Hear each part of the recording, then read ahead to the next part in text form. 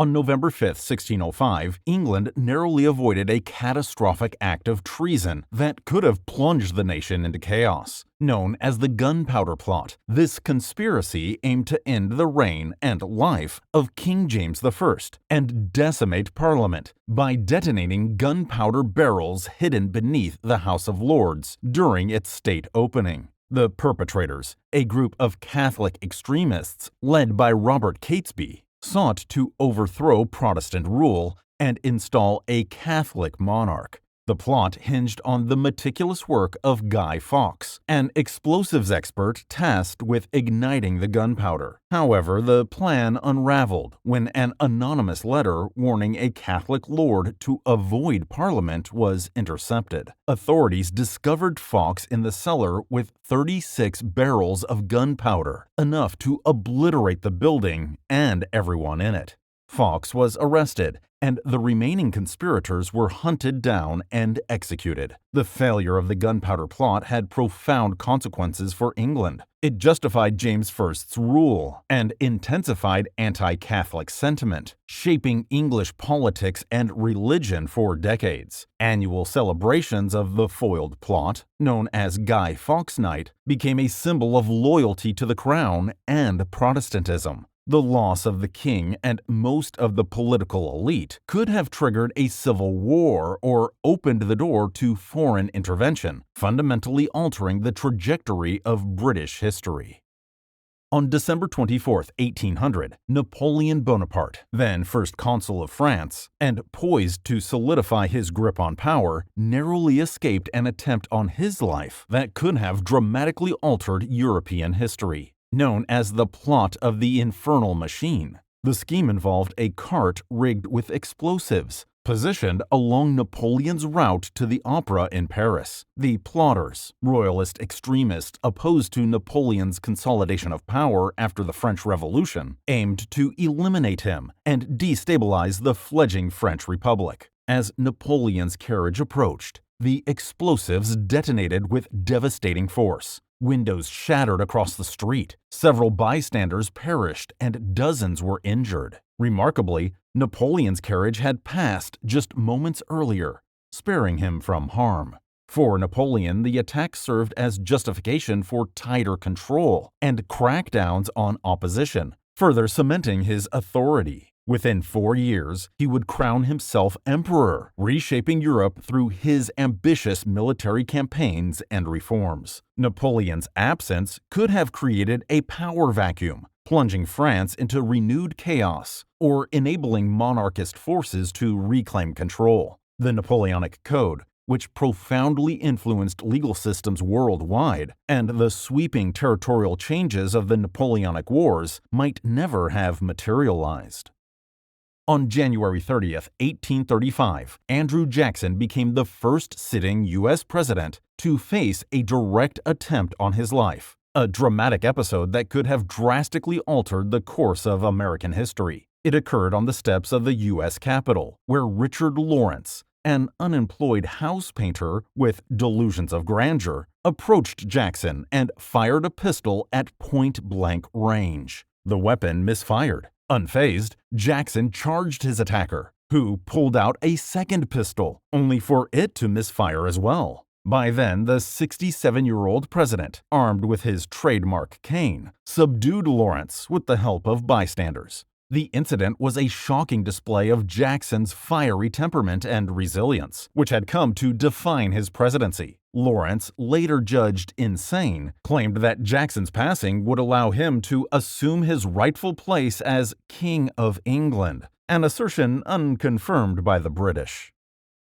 Throughout her extraordinary 63-year reign, Queen Victoria survived no fewer than 7 attempts on her life, each a testament to the volatile social and political climate of 19th century Britain. Among the most infamous occurred in 1840, just 4 months after her marriage to Prince Albert, when an 18-year-old man named Edward Oxford fired 2 shots at the young queen as she rode in her carriage in London. Oxford, a disgruntled bartender with delusions of grandeur, sought notoriety through his actions. Fortunately, both shots missed, and Queen Victoria emerged unscathed. Her calm demeanor in the aftermath, she continued her carriage ride as if nothing had happened, captured the admiration of the public, and solidified her image as a composed and steadfast monarch. Oxford was declared insane and confined to an asylum, but the attempt was just one of several over the decades. Each attack was driven by a mixture of personal discontent,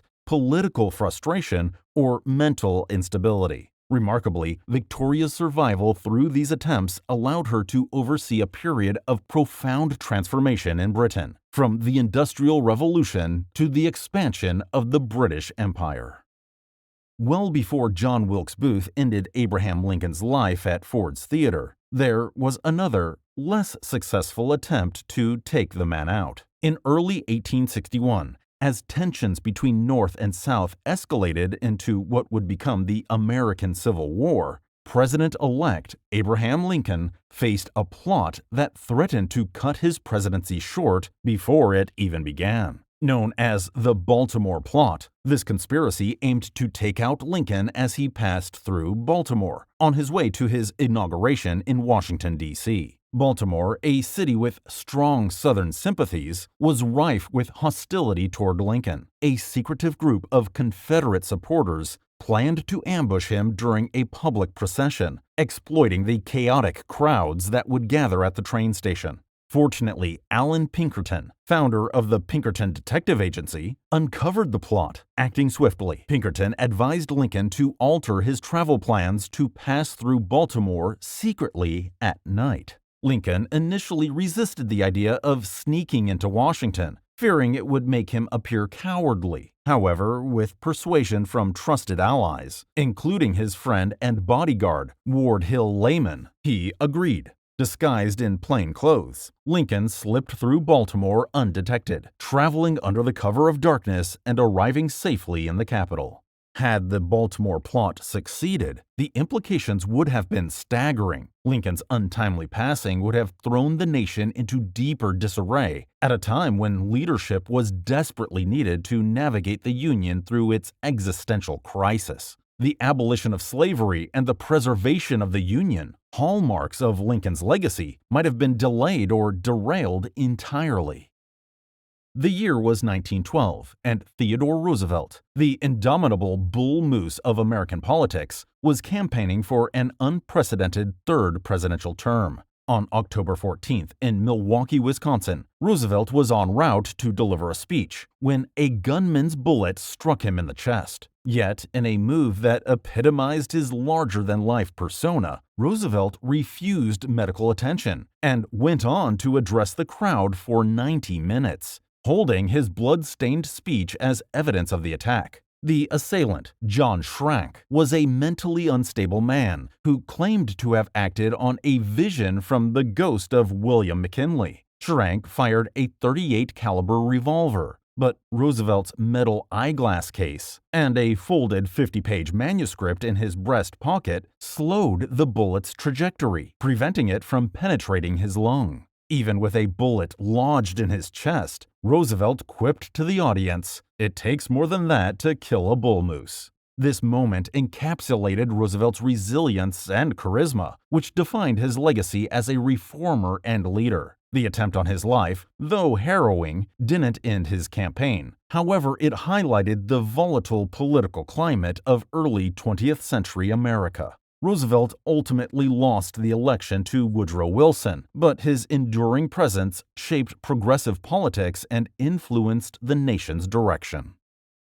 On August 30th, 1918, Vladimir Lenin, the leader of the Bolshevik Revolution and architect of Soviet Russia, narrowly survived an attempt on his life that could have radically altered the course of global history. The incident occurred as Lenin addressed workers at the Mikkelsen factory in Moscow. As Lenin concluded his speech and stepped toward his car, Fanya Kaplan, a socialist revolutionary disillusioned by Lenin's increasingly authoritarian policies, fired 3 shots. Lenin was struck twice, once in the neck and another in the shoulder, leaving him critically wounded. Kaplan, who opposed Lenin's suppression of rival political factions, was quickly apprehended and later executed. Lenin's injuries caused long-term health complications, but did not stop him from continuing his leadership of the Soviet state. The attempt highlighted the deep divisions within revolutionary Russia, where even allies of the Bolsheviks grew disenchanted with Lenin's centralization of power and the harsh measures of the Red Terror. It also underscored the precariousness of Lenin's position, as he sought to solidify control over a fragmented nation in the throes of civil war. Had Kaplan succeeded, the Soviet Union as we know it might never have materialized. The global spread of communism, the rise of Stalin, and the Cold War might have been drastically altered or even avoided entirely. On February 15, 1933, Franklin D. Roosevelt, the newly elected President of the United States, narrowly escaped an attempt on his life that could have drastically altered both American and global history. In Miami, Florida, Roosevelt was addressing a crowd from the back of an open car when Giuseppe Zangara, an unemployed bricklayer, angry at political elites, fired 5 shots at FDR from just 25 feet away. Though Zangara missed Roosevelt, Chicago Mayor Anton Cermak was struck and later lost his life from his injuries. Roosevelt, calm under pressure, directed his car to take Cermak to the hospital and offered words of reassurance to the wounded. Zangara, motivated by a general hatred for politicians rather than a personal animosity toward Roosevelt himself, was quickly apprehended. He was tried and executed just weeks later. His failed attempt on Roosevelt could have been a significant turning point had the attempt succeeded. The United States would have faced unprecedented uncertainty during one of its darkest hours, the Great Depression and subsequent World War.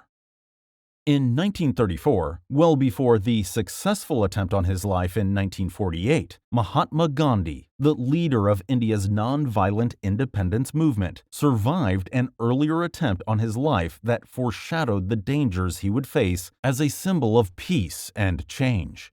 The incident occurred in Pune, where Gandhi was traveling to deliver a speech. As his convoy made its way to the venue, an explosive device was thrown at the motorcade. Gandhi's car was delayed, and the explosion missed its target, ending the life of one bystander and injuring several others. The assailants, later identified as Hindu extremists opposed to Gandhi's inclusive ideology and his calls for Hindu-Muslim unity, had hoped to silence him before he could influence the masses. Had the 1934 attempt succeeded, the direction of India's struggle for independence might have been completely altered.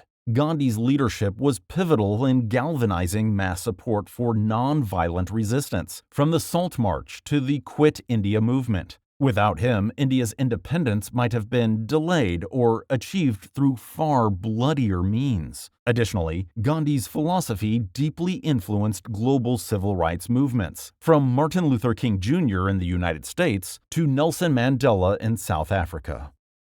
On July 20, 1944, a bold plot unfolded that could have changed the direction of World War II and reshaped the modern world. Inside Adolf Hitler's fortified wolf lair in East Prussia, Colonel Klaus von Stauffenberg placed a briefcase containing an explosive device beneath a table, mere feet from the dictator. This daring act, known as Operation Valkyrie, was a meticulously planned coup to dismantle the regime. The conspirators were disillusioned German officers and politicians who believed the dictator's leadership had plunged Germany into ruin. Their plan was to take him out, blame the SS for doing it, and seize control of Berlin through the reserve army, using pre-written orders intended to suppress rebellion. But fate intervened. A last-minute decision to move the explosive briefcase to the far side of the table leg dramatically lessened the blast's impact. The Führer survived with minor injuries,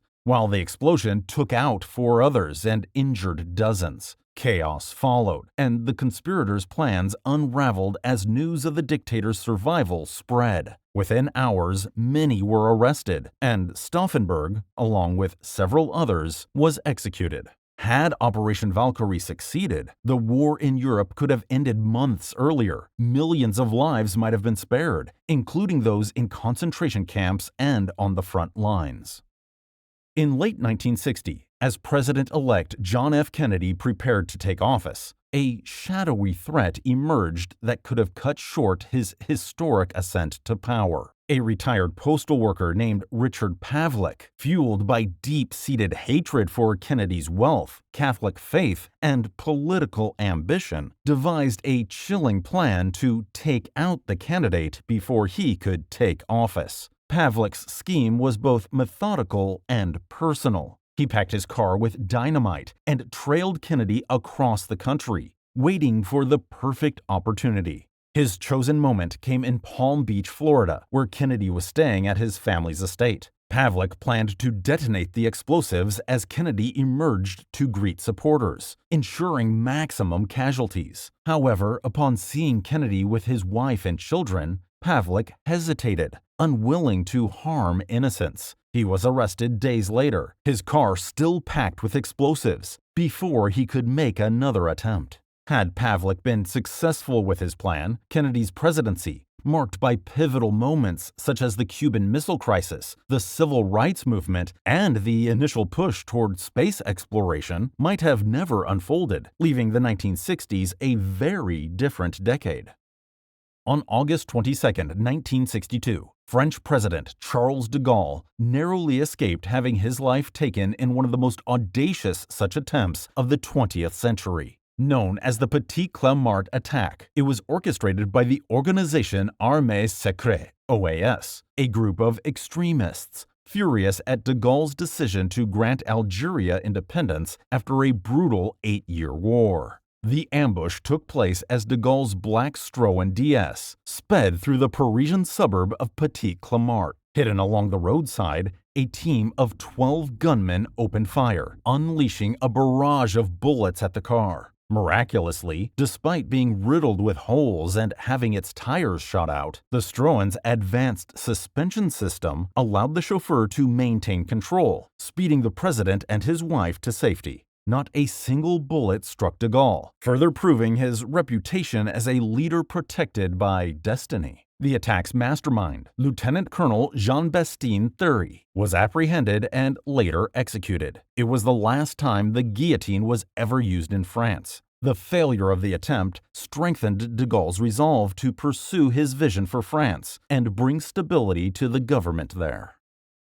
On March 30, 1981, just 69 days into his presidency, Ronald Reagan faced a moment that could have rewritten the narrative of modern American history. As he left the Washington Hilton Hotel after a speech, John Hinckley Jr., obsessed with actress Jodie Foster, fired 6 shots at the president, striking him once in the chest. The bullet missed Reagan's heart by less than an inch. What followed was a dramatic sequence of events that demonstrated Reagan's resilience and the strength of his leadership. Despite being in excruciating pain and losing a significant amount of blood, Reagan maintained his composure, even joking with doctors as he was rushed into surgery, "I hope you're all Republicans."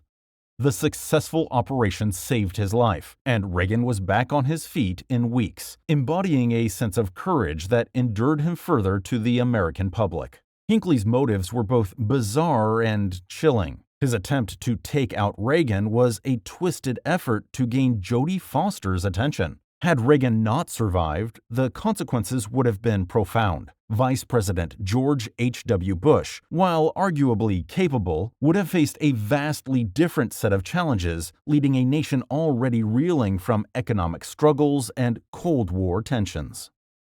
On October 12, 1984, British Prime Minister Margaret Thatcher narrowly escaped an attempt to end her life that could have plunged the United Kingdom into turmoil. Known as the Brighton Hotel bombing, the attack was orchestrated by the Irish Republican Army, IRA, in retaliation for Thatcher's hardline policies during the Troubles, a violent conflict over Northern Ireland's status. The bombing occurred at the Grand Brighton Hotel during the Conservative Party conference. An IRA operative had planted a time-delayed explosive weeks earlier, intending to take out Thatcher and her cabinet while they slept.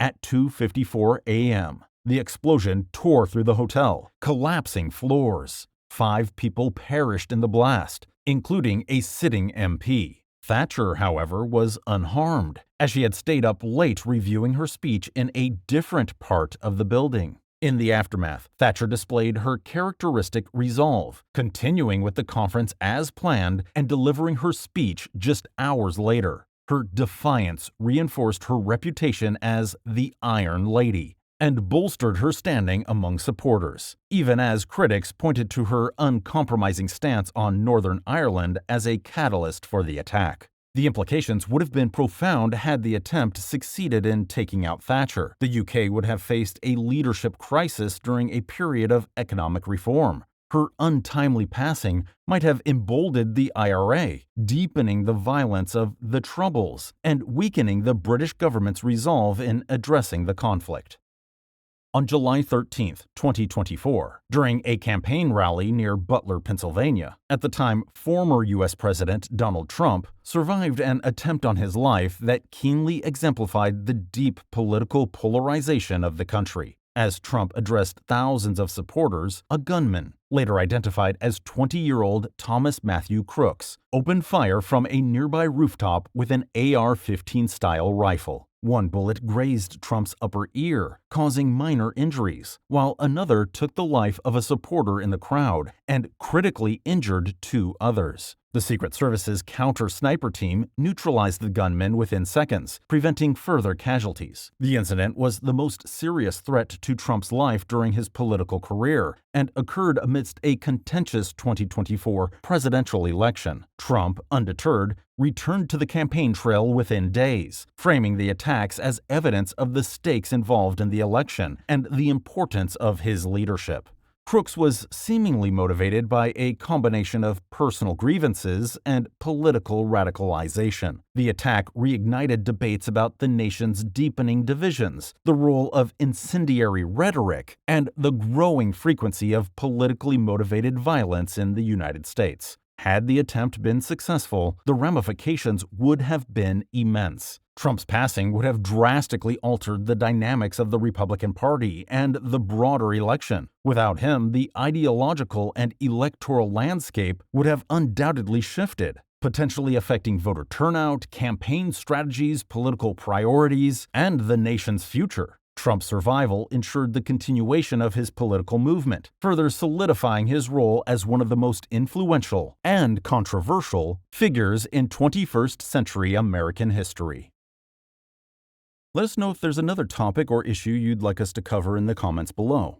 Thank you for watching, and don't forget to like, subscribe, and share the video to help us keep making videos like this one. Thanks again. See you next time.